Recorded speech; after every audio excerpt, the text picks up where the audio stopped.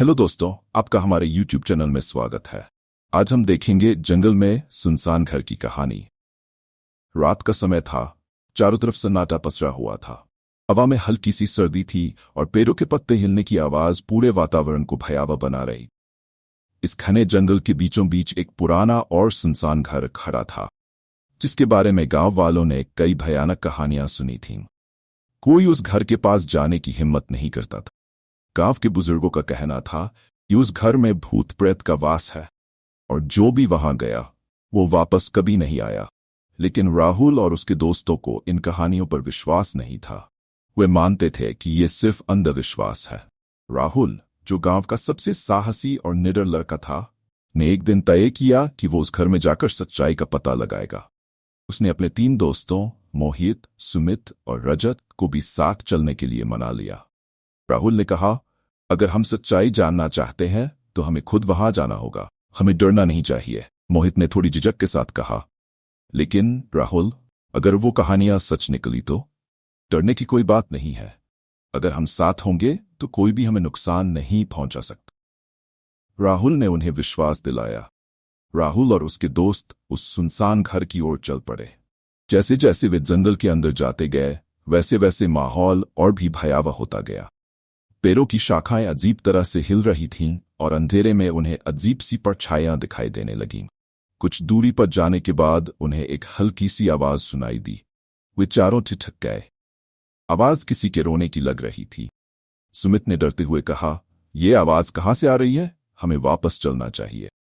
राहुल ने कहा, हमने जो शुरू किया है उसे पूरा करेंगे। चलो देखते हैं ये आवाज कहाँ से आ रही है। वे आवाज की दिशा में बढ़ने लगे। जैसे ही वे उस आवाज के करीब पहुंचे, उन्हें एक छोटा सा कुआं दिखाई दिया जो अब सूख चुका था। आवाज उस कुएं के अंदर से आ रही थी। रजत ने कहा, यह आवाज किसी आत्मा की लग रही है, हमें यहां से चले जाना चाहिए। राहुल ने कुएं के अंदर झांक कर देखा, लेकिन वहां कोई नहीं था। आवाज अचानक से बंद हो गई। चारों ने एक दूसरे की ओर देखा और जल्दी से आगे बढ़ गए। वे उस सुनसान घर के पास पहुंच गए। घर बेहद पुराना था, उसकी दीवारें टूट चुकी थीं और खिड़कियां जंग लगी हुई थीं। दरवाजे पर एक पुरानी जंजीर लटकी हुई थी। घर की छत आधी टूटी हुई थी और अंदर से है रहकर अजीब सी आवाजें आ रही थीं। मोहित ने घबराते हुए कहा, मुझे लगता है कि हमें अंदर नहीं जाना चाहिए।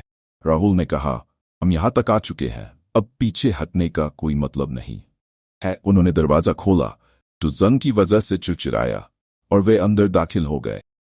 घर के अंदर का माहौल और भी ज्यादा भयानक था। दीवारों पर अजीबोगरीब चित्र बने हुए थे जो किसी तंत्र मंत्र से जुड़े लग रहे थे। वहां की हवा ठंडी और भारी थी, जैसे किसी अदृश्य शक्ति का वहां वास हो। घर के अंदर जाते ही उन्हें एक अजीब सी बदबू का एहसास हुआ। जैसे ही उन्होंने एक कमरे का दरवाजा खोला, उनके सामने एक कंकाल पड़ा था। उसके पास एक पुरानी डायरी थी। राहुल ने डायरी उठाई और उसे पढ़ना शुरू किया। उसमें लिखा था, मैं इस घर का आखिरी निवासी हूं। मेरे परिवार को इस घर में आकर एक के बाद एक मौत का सामना करना पड़ा। हमें समझ नहीं आया कि यह सब कैसे हुआ, लेकिन एक दिन मैंने देखा कि रात के समय इस घर में अजीब घटनाएं होती हैं। मेरी पत्नी और बच्चे एक के बाद एक गायब हो गए और जब मैंने खोजबीन की तो मुझे इस घर के नीचे एक गुप्त तहखाने का पता चला। वहां मैं उन सभी की आत्माओं को कैद पाया। मुझे समझ में आया कि इस घर में किसी प्राचीन शक्ति का वास है जो आत्माओं को कैद करती है। अगर कोई ये डायरी पढ़ रहा है तो उसे चेतावनी देता हूं कि वो इस घर को छोड़कर भाग जाए, वरना उसकी भी यही दशा होगी। डायरी पढ़ने के बाद राहुल और उसके दोस्तों के होश उड़ गए। राहुल ने डायरी के आधार पर उस गुप्त तहखाने को ढूंढने का निर्णय लिया। वे चारों उस तहखाने को खोजने लगे। कुछ समय बाद उन्हें फर्श पर एक गुप्त दरवाजा मिला जो लकड़ी के तख्तों से ढका हुआ था। उन्होंने तख्तों को हटाया और दरवाजा खोला। नीचे सीढ़ियां जा रही थीं जो अंधेरे में खो जाती थीं। वे सभी हिम्मत जुटाकर नीचे उतरने लगे। सीढ़ियां लंबी और खौफनाक थी और नीचे जाते ही उनकी सांसें और भी भारी हो गई। नीचे पहुंचते ही उन्होंने देखा कि वहां एक बड़ा कमरा था जिसकी दीवारों पर प्राचीन तन मंत्र के चिन्ह बने हुए थे। कमरे के बीचों बीच एक बड़ा सा पत्थर रखा जिसके ऊपर कुछ लिखा हुआ था। राहुल ने पत्थर के ऊपर लिखा पढ़ा, यहाँ उन सभी की आत्माएं कैद है जो इस घर में प्रवेश करने की हिम्मत करते हैं। अगर तुमने इन्हें मुक्त करने की कोशिश की तो तुम्हारी आत्मा भी यहां कैद हो जाएगी। राहुल ने पत्थर को हटाने की कोशिश की, लेकिन उसे हटाते ही पूरा कमरा कांपने लगा। अचानक से वहां चारों ओर से भयानक चीखें सुनाई देने लगीं। कमरे की दीवारें हिलने लगीं और ऐसा लगा जैसे पूरा घर गिरने वाला हो। मोहित और सुमित ने डरकर भागने की कोशिश की, लेकिन दरवाजा बंद हो चुका। रजत ने चीखते हुए कहा, राहुल, हमने बहुत बड़ी गलती कर दी, हमें यहां से भागना होगा। लेकिन बहुत देर हो चुकी थी। जैसे ही राहुल ने पत्थर को हटाया, कमरे की चारों ओर से आत्माओं के भूत निकलने लगे।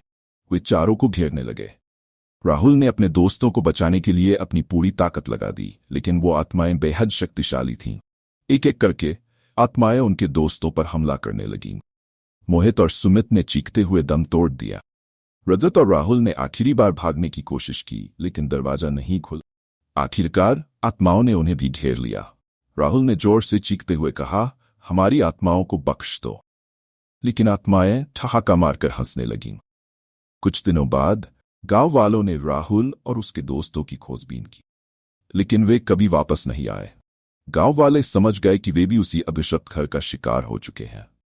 उसके बाद गांव वालों ने उस घर के आसपास जाने की हिम्मत कभी नहीं की।